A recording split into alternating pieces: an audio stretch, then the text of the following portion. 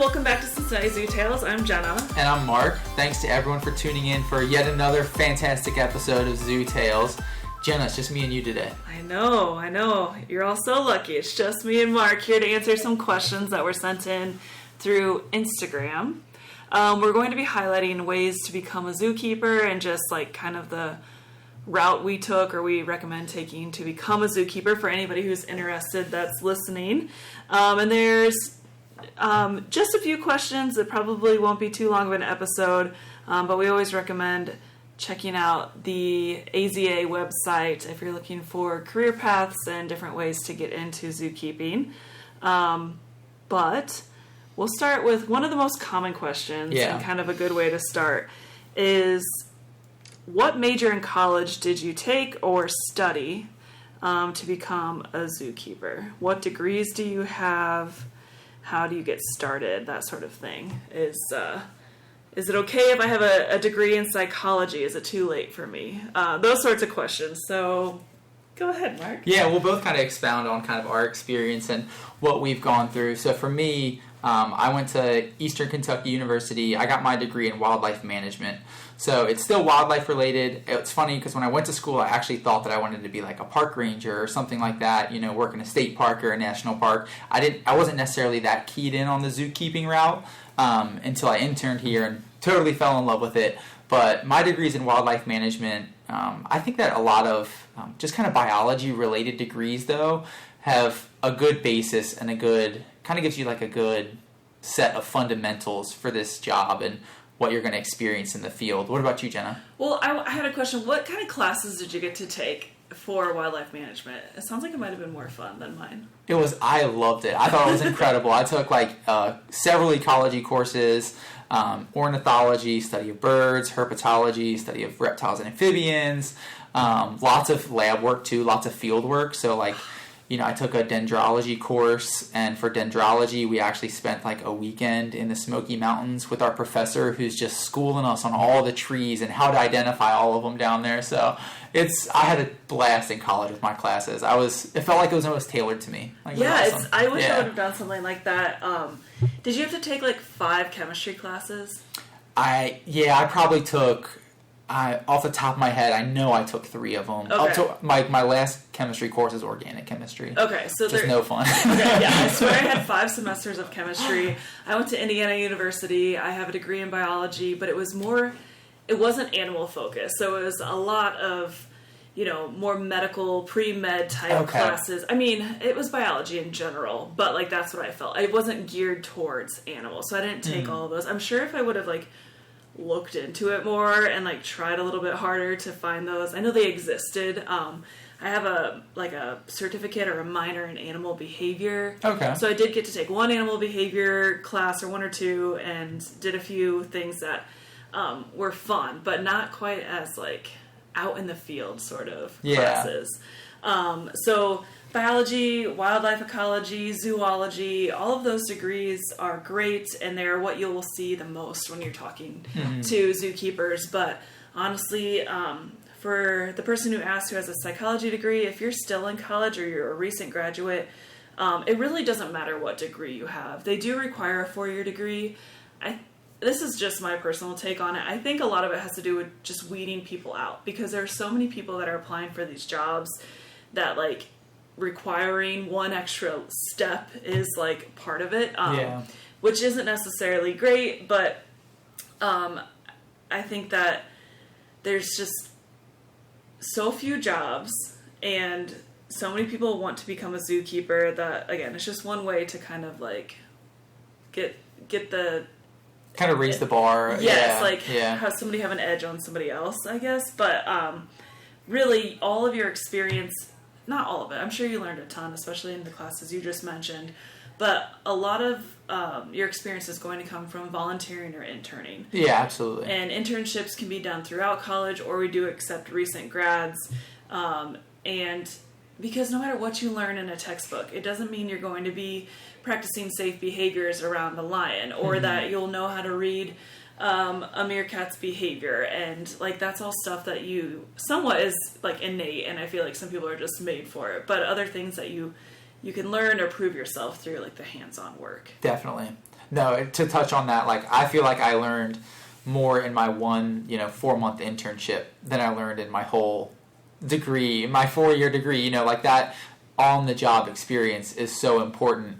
Like, the way I kind of think of it is like, my degree gave me like a base, but I still needed to build that base up, right? And that's kind of what I felt like my internship really helped me with. But yeah, to your point, there are multiple keepers here at our zoo that have a degree in something completely unrelated to biology or animals or anything like that. And those people found their way in through internships, volunteering, all that kind of stuff. So there's definitely still a viable path. It may be a little more difficult because maybe you do need to learn some of those like fundamentals, like I kind of like to call them. But it's not like it's completely out of the realm of possibility. Yeah, definitely. I think that also there's a lot of networking that comes with getting one of these jobs, and if you're a volunteer that comes in and talks to anybody that works here, any chance you get, and like they get to know you, and you've done a good job, and another department needs a seasonal or a temp out of nowhere, somebody who's met you and talked to you and has seen you volunteering, working hard, you're going to pop into their head, versus somebody who might not be like putting themselves out there as much, and that's a good thing to do. If you have the chance to volunteer or intern, like try and get to know as many keepers as possible. Make sure you show your interest, like let them know, like I'm really interested in getting a job here. Ask for advice, like what can I do? How can I help?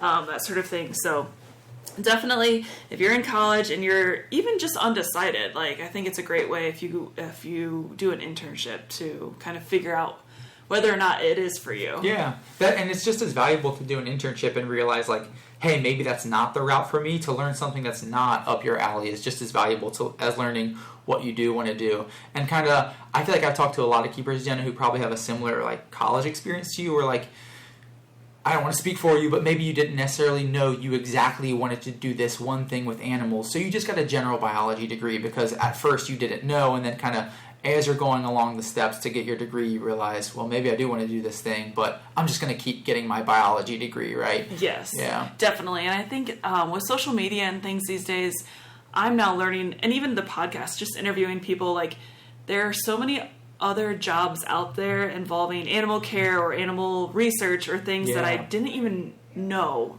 like existed. And now you can find those things on social media or watch videos of somebody who's a marine biologist doing this certain project. And I think there's a lot more out there that you could do with animals, even if you don't want to be a zookeeper. Because it's so difficult, right? Because like you said, our job does require a 4-year degree, but at the same time, when you're 16, 17, 18-year-olds making this decision of what you want to do for the rest of your life, it feels like it's a lot of pressure, and maybe you don't know exactly what you want to do when you're 17 or 18, and you kind of find that as you go along. But yes, definitely. That's a good point, too. I do think age matters a little bit. Like, we have Zoo Academy students here, and while they're great, it is a big difference between having a 17-year-old around a lion. Like, literally being responsible for... The idea of having a 17-year-old be responsible for locks and keeping people and lions safe is completely different to me than somebody who's like 23, 24. Yeah. Like, I don't know. And so college makes that age it raises the age. Yeah, you get a little experience on your own and learn responsibility and all of those things. Yeah, definitely. But we had a few related questions about, how can I get my foot in the door? Is volunteering a good way? And I know based on both of our experiences, interning and volunteering is going to be a great way to get your foot in the door, to meet people in the field, and to kind of like prove your worth. Like I know when I was an intern and when I was a volunteer, I took that almost as like an extended job interview. Yes. Like I was really trying to work my butt off and prove to these people, hey, I've got what it takes. I know my way around animals, whatever, all that kind of stuff. So it's definitely a viable way to get into the field. It's still going to take some patience, and coming in and working for free, even when it's a cool job like we have, coming in and working for free isn't necessarily easy to do on a day in and day out basis, but it's probably the first step that almost every keeper takes at this point is interning and volunteering. I don't know anyone now who's getting hired without any volunteer or intern I don't either. experience. And it's also something to consider, like if you're in an area or a city with a zoo local to your where you're going to college or where you're living at the time, like guess you don't even have to be going to college. You could do it younger. We have a volunteer program that starts Mm-hmm. at 13, I think. 13, yeah. You can just get your foot in the door. That way you can work in the ticketing booth. We have Wild Encounters, which is a team of interpreters that come out and they handle animals and meet with people if you've ever met a snake or a lizard here at the zoo. That's where I got one of my starts here, is that, and it just kind of gets you, like I mentioned, networking. People get to know you, they see your face, they recognize you, and you can prove that, I can work with these smaller animals that might be a little bit safer or more handleable. Somebody might give me a shot with different animals, but like I was working in Wild Encounters and volunteering in the elephant house. I was going to ask you, like, how many years did you spend volunteering, interning, that kind of stuff? Oh, yeah. It's a great question. Great advice is to be patient. We mentioned there aren't a lot of openings and there's not a high turnover rate. So I started as an intern in the summer of 2009, just continued interning in a different section in the education department that fall. Got hired into Wild Encounters, started volunteering in the elephant house, and then it took me until 2014 to become full-time. So, 4.5 years I was interning or being a seasonal keeper in any department that would take me, temping, whatever job was open. So definitely be patient. How long did it take you? So pretty similar, actually. So I started with my internship and then volunteered for about, so my internship was, I want to say 4 months, 3.5 months, whatever it is. I volunteered for about another 5 or 6 before I got a seasonal position, which the seasonal positions tend to kind of be like your first foot in the door. You might only be working, 20 or 25 hours a week, whatever it is, and the pay is not great, so you definitely are going to need a second job as a seasonal or a temp. And then worked a few years as a seasonal, and then a few more years as a temp keeper, which is kind of the next step up the ladder, before getting on full-time. And for me, between my first internship and getting my full-time position, it was just over 5 years. So about a 5-year journey to get on full-time, which is pretty common in this field, unfortunately. Like, that's kind of the time you need to put in if you kind of want to prove yourself, which is crazy to think that it takes that long. It can definitely, you can be at the right place at the right time. But specifically at Cincinnati, we do have a union. So if, say I was volunteering in the elephant department say I was a temp or a seasonal paid staff to work in the elephant department. I'm just making one up or picking one for 3 years. And so I'm doing a great job. They've kept me around for this long. I am somewhat qualified. I picked the wrong department. Elephants, you have to be highly qualified, but let's just say, and so a job opens up and you would think, oh, well, this person's been working here. She's probably a great fit. But someone else in the union, if they want that job, they can sign for it. And that means their job, maybe they were working with gorillas, opens up, and I have 0 qualifications to work gorillas. So I was really qualified for one department, but now the opening is in a different department. So it can be really tough to just get in and get your spot, and there aren't many new positions created often. So definitely be patient. You mentioned having a second job. Somebody did ask about our pay rate. I mean, I'm doing fine. I have a husband who also works. I think if you're willing to put in the time and effort, you can get a job at a zoo that pays well enough that you can have a decent living wage. Decent living. How can I say this without being too discouraging? It's a job of passion, and we show up every day because we love our job and we love what we do, but we know that we're never going to be rich by being zookeepers. We're never going to get wealthy off this job. Just like you, I have a spouse. Shout out to Sam, who's the breadwinner of the family. So I'm relying on Sam for sure.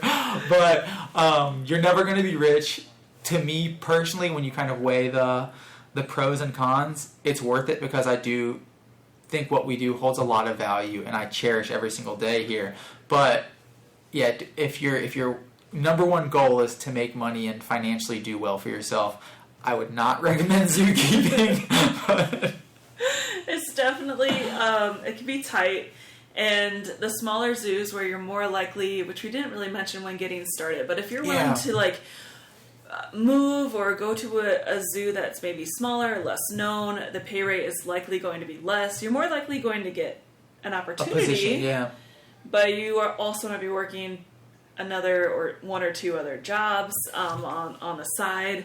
So there's definitely sacrifices that come with this job. But like you mentioned, it's a job of passion. We come to work and I could have had the worst morning ever, and then I see Fritz and it's like, wait, I'm fine. This is pretty cool. Yeah. I'm at least distracted while he's in my face. Yeah. Whereas it would be so hard if I like had to sit down at a computer and try and focus, and I was, having a bad morning. So I definitely think it comes with a few tough points as far as weekends. We work weekends and holidays, and you're definitely not going to be rich off of zookeeping. Yeah, for sure. I'm glad you touched on that though, because I do think that like if you're willing to move, that does open up your options a little bit. I know you and I are both extremely fortunate for the fact that like we never did move off and go to another zoo for a few years and then come back to Cincinnati.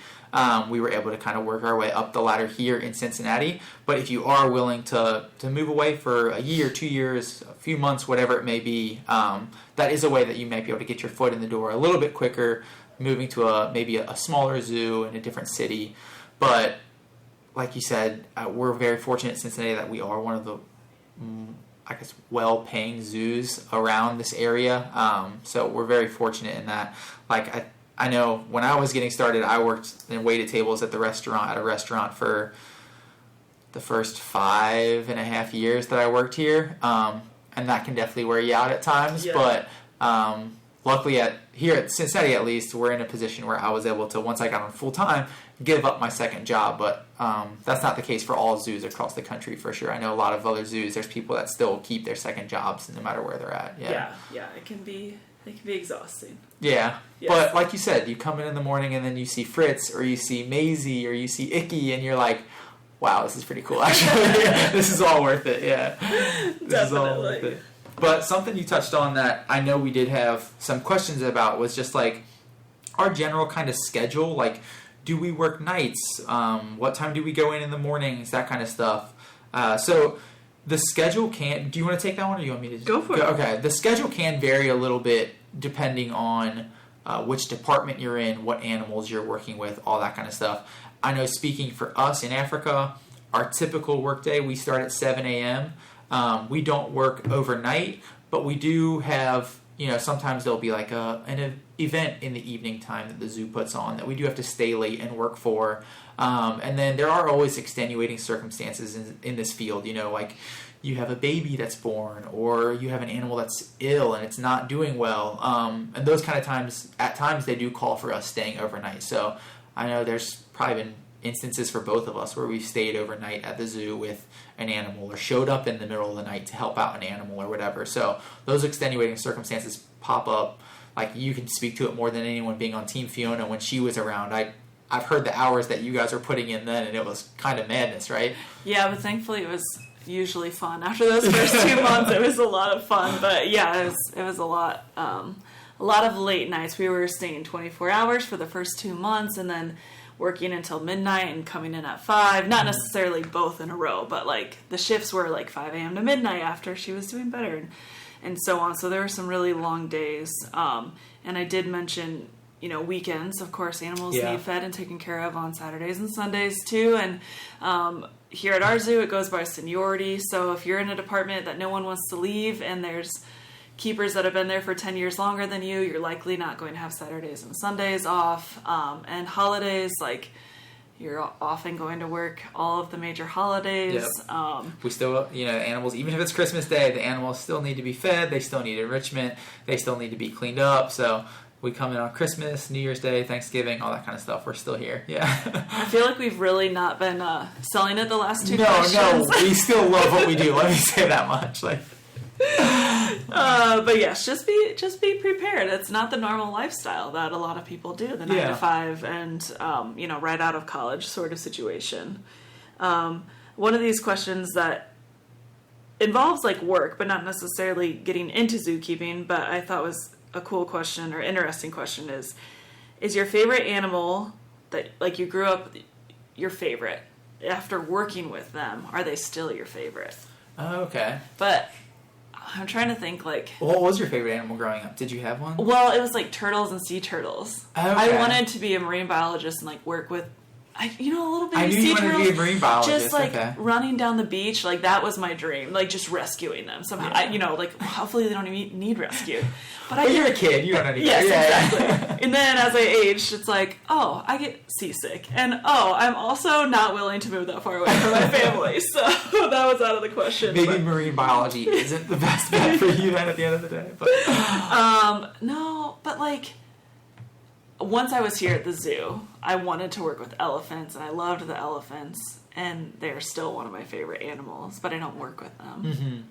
Do you work with any of that? What was your favorite animal? I'll say, growing up, I was always a cat person. Like, I always loved cats. Like, specifically, I would say cheetahs were probably my favorite growing up. Like, I've never worked with cheetahs, so I can't really speak to cheetahs. They were always my favorite as a kid. But as a kid, I loved all cats. Like, I thought snow leopards were the coolest thing ever. Tigers, lions, all that kind of stuff. So, on that aspect, I know we're not supposed to pick favorites, but Imani, our female lion, is still one of my favorites to this day.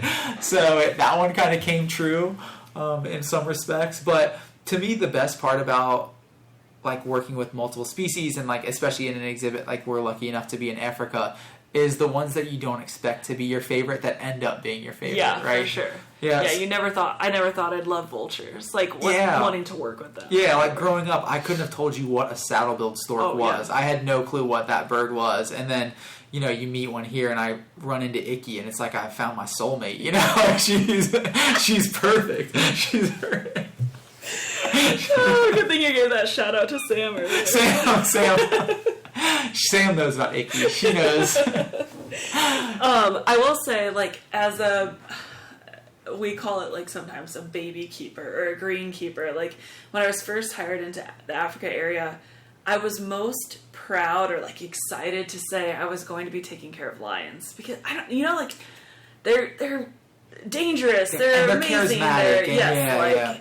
And I will say, like, after working with them, I could do without lions. Not like John and Imani specifically. I'm going to tell John you said that. I'm going to tell him. I love and care for them as individuals, but, like, I learned, I guess, that I am more interested in taking care of, like, ungulates or big hoofstock or large pachyderms, like hippos, elephants, rhinos. I love, giraffe or hoofstock. I don't know. But like carnivores, that's just like the coolest keepers take care of carnivores growing up. And now I'm like, nah.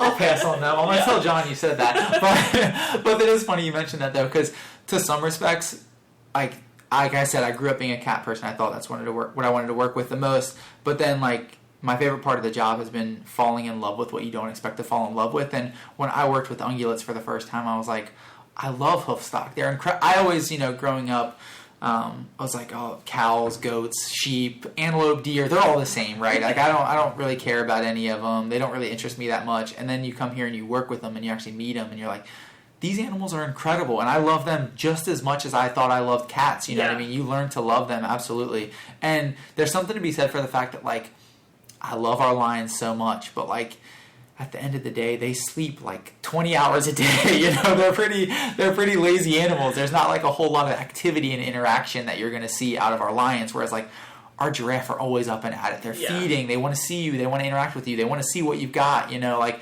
there's something about that personal interaction that is pretty inspiring. I do think that touches on like a topic we've kind of covered, and it's the same thing. Like doing an internship, you might learn what you don't like or what you don't want to do.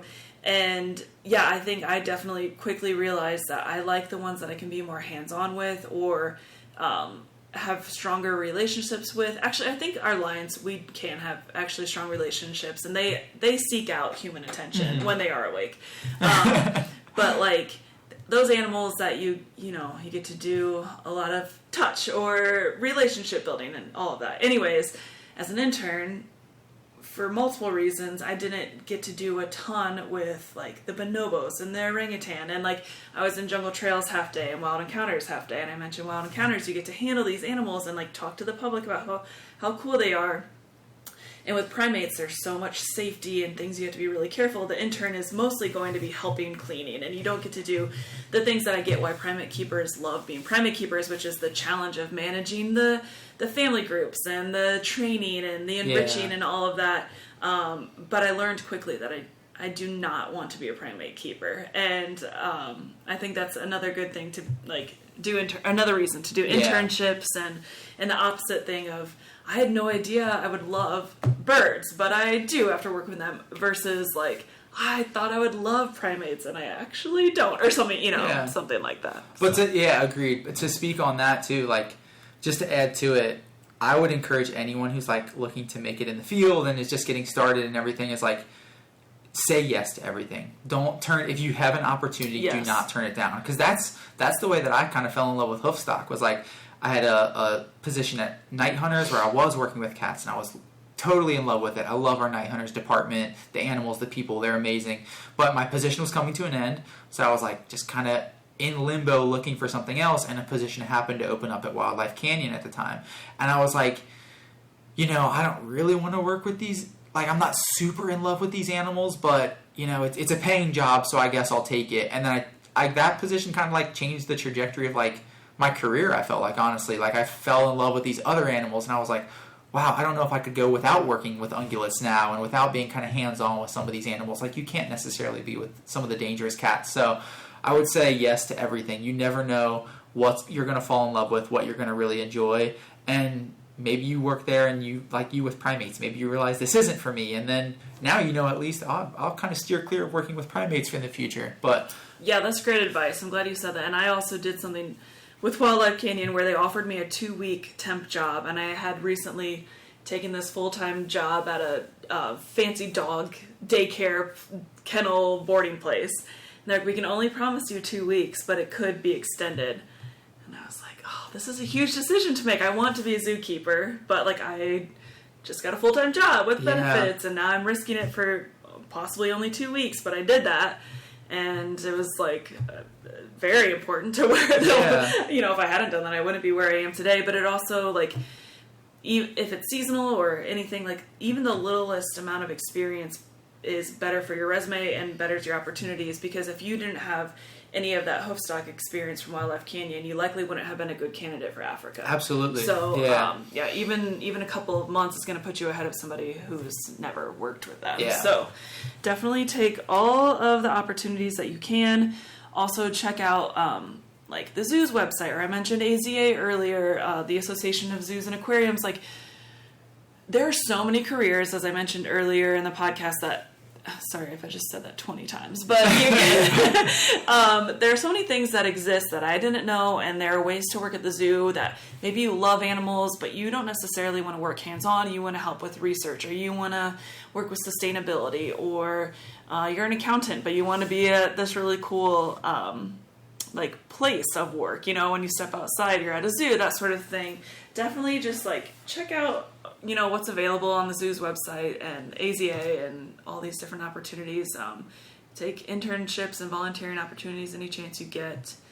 And yeah, there's a lot to love about our job, and it can be a lot to get here, but it's worth it. Yeah, it's definitely worth it. But that's great advice about just keeping tabs on like the AZA boards and the Cincinnati Zoo's job posting page. Like, especially if there's a specific zoo you're interested in, always have an eye on their jobs page, because you never know when something's going to pop up out of the blue. But you did just say something in your last answer that kind of touches on another question that we got asked. Is kind of, these two questions kind of go hand in hand to me. Was there ever a time you didn't think that you would make it as a zookeeper? And then side by side with that, do you ever wish you had done something else other than being a zookeeper?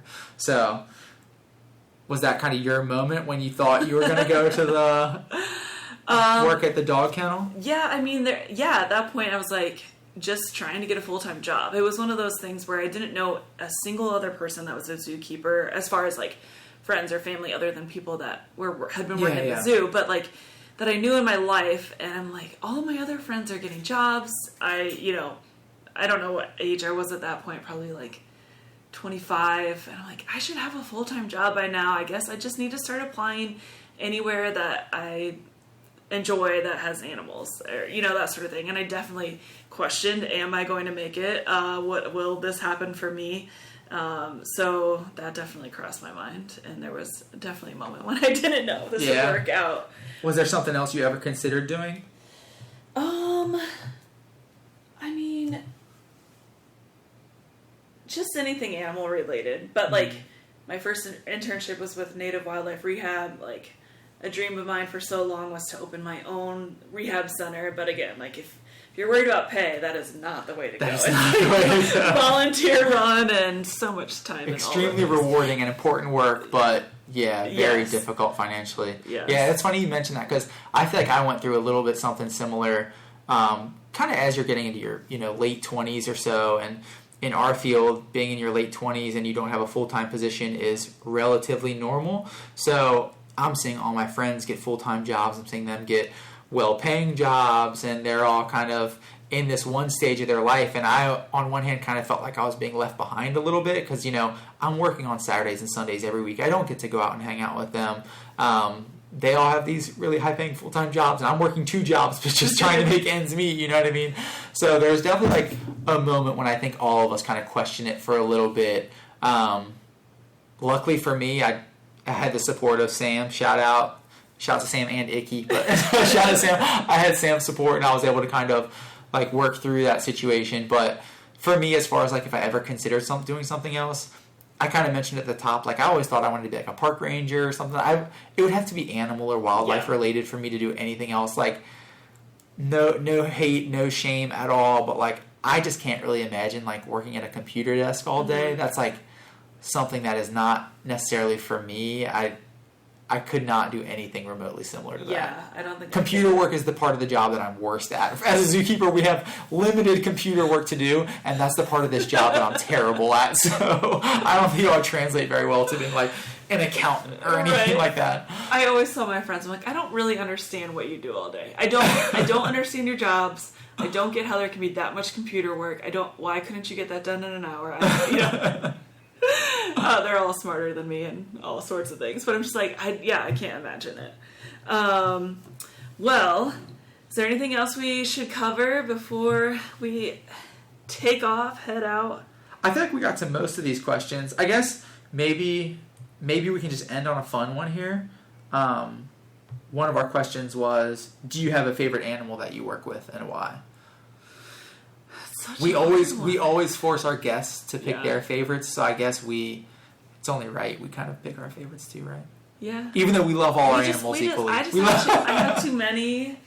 All right. Let's say you had to pick 3 favorites. What would your 3 favorites be? And what is I have different types of favorites. Okay, if you could take one of them home with you to just like, they would be your buddy, and they would like live. They would be your pet. Man, I can answer that. What's yours? It would be Bert, the meerkat. The meerkat. Just put him in your little purse. Just take him around. We'd hang out, give him chin scratches. Oh man, I mean, we definitely don't condone taking any animals home, but in this makeup scenario, I'm just gonna imagine that our female lion Imani is friendly with me, and she wouldn't do anything mortally painful to me. I would take Imani home. Okay. Like if you had to pick one to spend the most time with, would it be Imani? It wouldn't be Icky. Oh, that's so tough. So like I asked you like your 3 favorites. My 3 favorites would be Imani, Icky, and then this one's like a little bit recency bias, but like Maisie, our kudu calf, she's just made a shot at my heart. Like I've been spending so much time with her and just loving every second of it. So right now I might say Maisie, but if you would have asked me that question like 6 months ago, it would have been a different answer, you know? Yeah, I don't know. I see like 10 of them are coming to mind right now. I know, it's so hard. It's so hard. Bubba, Hobbs, Tessa, Imani, all the hippos. I will say, I think that's one thing that we're really lucky with in our department is like the diversity of animals that we get to take care of. Not all departments necessarily work with such a wide variety, and that's my favorite part of working in Africa. And yeah, me too. It's pretty incredible. Yeah. It's awesome. We love our jobs. We gave you the truth today. There are some hard parts. There's hard parts to every job, right? There's some hard parts to this job, like for sure. sitting at a computer. But, like sitting at a computer, I couldn't do it. Okay, I'm going to ask you the final question. All right, what we got? What can I do? That's a great question. So, how can I be a better steward of the earth? How can I be a better sustainable citizen? So, this is one that we actually had a discussion about recently together, and it's about dealing with palm oil. So, I'm sure a lot of our listeners are familiar, but if you're not familiar with palm oil, it's a crop that is currently being harvested widespread throughout a lot of the rainforests in Southeast Asia. So a lot of the rainforest out there is being clear cut, and there's tons of ecosystem and environment being lost for palm oil harvesting. So it's become a huge problem. Palm oil is in all kinds of products, right? So many foods, so many different products that we use every single day. You might not even realize palm oil is in it, but palm oil is probably in it. So being advocating for sustainable palm oil use is more important now than ever, and we've actually touched on this in a previous podcast way back when, but something that I just recently became aware of that Jenna has known about for a while, and I just need to skip with the times. I'm not very tech savvy, if you guys haven't noticed. Well, shout out to my husband, Scott. He came up with his own, way back in the day, mobile website for scanning items at the grocery store with palm oil. Yes. And I'm very proud of him for that. But now there is a real app. Yep. That I'll let you talk about. Yeah, so it's a palm oil mobile scan app. So this app was developed through Cheyenne Mountain Zoo, and you literally are able to scan product barcodes if you're at the grocery store, or they have a search feature where you can search a certain item and see if it checks out via the sustainable harvesting guidelines for palm oil. So they call it quote unquote orangutan friendly, because a lot of these habitats that are being cleared are where orangutans are found. I think orangutans are a great ambassador and a great way to get people interested in caring about this stuff. But I will say there's millions of species being affected, right? It's not just orangutans. We even saw it in Costa Rica. It's really? all over the world. Yeah, they're just cutting down forests and planting these palm trees essentially that produce the palm. Anyways, yes. Yeah. It's everywhere. It's an issue everywhere. Or in many places, not everywhere. Yeah, in tropical areas, yes. around the world, right? Yeah. So just taking habitat from animals. Any animal that lives where they live, where orangutans live. So yeah, exactly. So animals around the world are being affected by this. So it's more important now than ever to make sure that the palm oil products that you are using, they're being sustainably harvested, and they practice eco-friendly harvesting. So it's really important, and I am just finally getting on this app. So I am stepping into this with you guys, this palm oil mobile scan app. So it's super easy, but I won't lie, it is time consuming, because you'll just I've always gotten this type of spaghetti sauce. Let me scan it and see if, and it'll be no, this isn't a good rating. And then you have to scan the others to find out what the good one is. Once you know, it's easy, but it's also kind of fun and I'll say it almost sounds like a game to me. I'm going to find the good one. I'm going to find the good products, right? I'm going to scan all this stuff and find it. But yeah, I think that's a pretty good one, though. I love this app. I love the fact that this is being made this easily now. Because I feel like before, if you really wanted to know what was in a product or how they were getting their ingredients, you really had to do some digging, some Google searching, that kind of stuff. So the fact that it's an app on your phone and you can just scan a barcode, it's a piece of cake, right? Yeah. And so the Cheyenne Mountain Zoo has led the way in all of this, and you can definitely find tons of information, and it'll explain to you more about palm oil and why it's an issue if you want to check out their website. But yeah, the palm oil scan mobile app is definitely something easy you can download on your phone and check things out.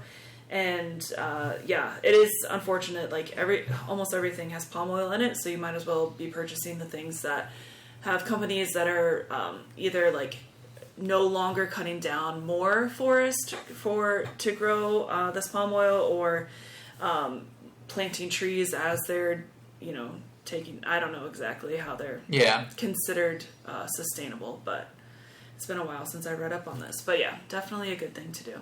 Yeah, definitely.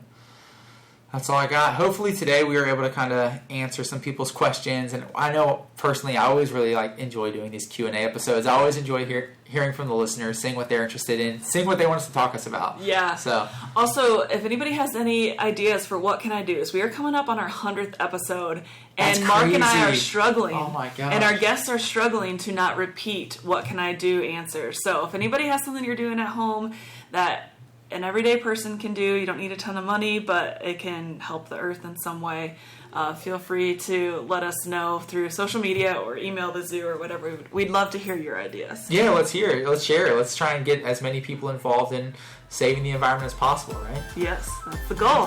Heck yeah. Thanks for listening, everyone. Yeah, thanks for all your questions. Until next time, take care.